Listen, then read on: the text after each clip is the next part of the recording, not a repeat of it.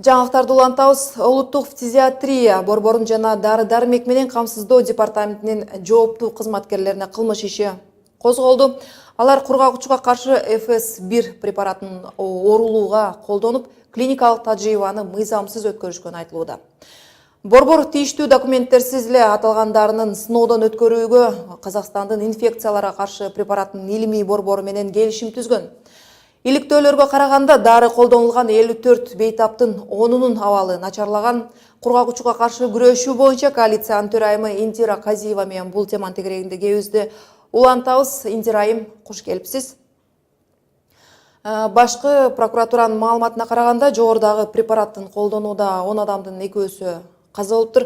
Калгандарынын акыбалы туурасында маалыматыңыз барбы? Анан аларга кандай таасирин бериптир аталган дары? Аталган препаратыбыз ФС-1 деп Казакстандагы ачылган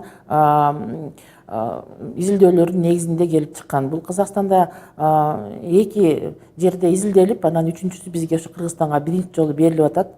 Кыргызстанга берилишинин негизинде ФС-1дин таасири көп дарларга туруктуу болгон кургак-учук ооруларга жардам катары, ошолорго дары катары берилсин деген негизде, ошо изилдөөлөрдүн негизинде келген да.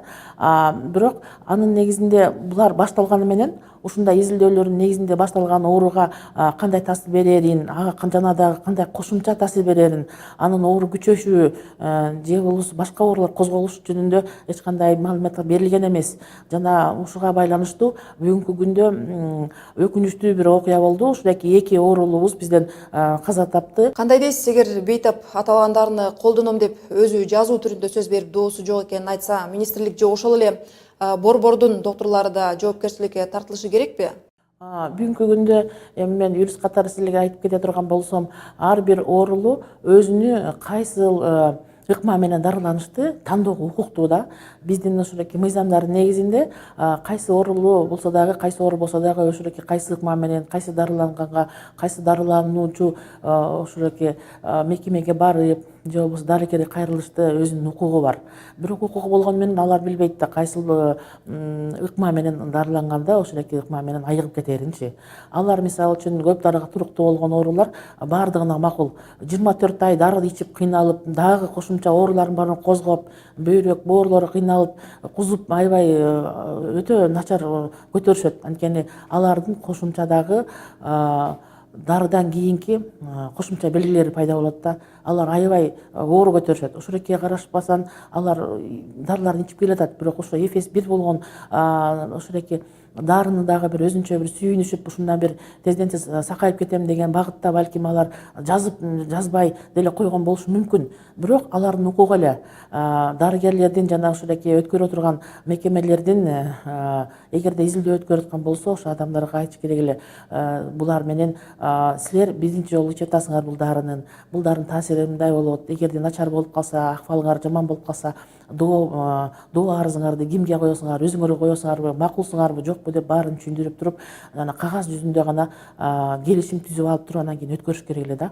Балким ушулар мындай дарылануу бизде биринчиден болуп атканга байланыштуу биздин департаментте дагы, балким башка дагы мекемелерде дагы ушу изилдөө алып келген. Балким алар дагы механизми дагы туура өз ордуна калыбына келе электир да. Негизи мыйзамсыз колдонулуп жаткан туурасында маселе жыйын жайында көтөрүлгөн болчу. Эмнеге азыр гана бул маселе териштирип кылмыш иши козголду? Иликтеп келгенде саламаттык сактоо министрлигинен дагы, департаменттен дагы жана башка жактан тиешелүү керектүү кагаздардын толугу менен болбой калгандыгы белгиленип чыкты. Анан ошого байланыштуу прокуратура тарабына да кайрылышып, биздин граждандык жарандар сурашып, эмнеге булардын уруксаты жок, эмне адамдарга бизге үстүбүздөн эксперимент коюп атасыңарбы деген талаптарды, суроолорду беришкенине байланыштуу ошо Казакстандагы илим изилдөө мекемеге дагы берип, аяктан дагы суроолорду берип туруп, документтерди кайрадан сураштырганда алар жооп беришти. Бирок алар аяктан 2 фазасы өткөн болот. Алар болсо адамдарга мына 3-чү фазасын өткөрүп, мына 3 жерге өткөрүп атабыз деген жооп келет. Бирок бүгүнкү учурда эмне үчүн биздин укугубуз ушундой билинбей келгендигин менимче бул мамлекеттик эле кызматкерлер эмес, ар бир жаран өзүбүздү билишибиз керек, сактай билишибиз керек, сурай билишибиз керек.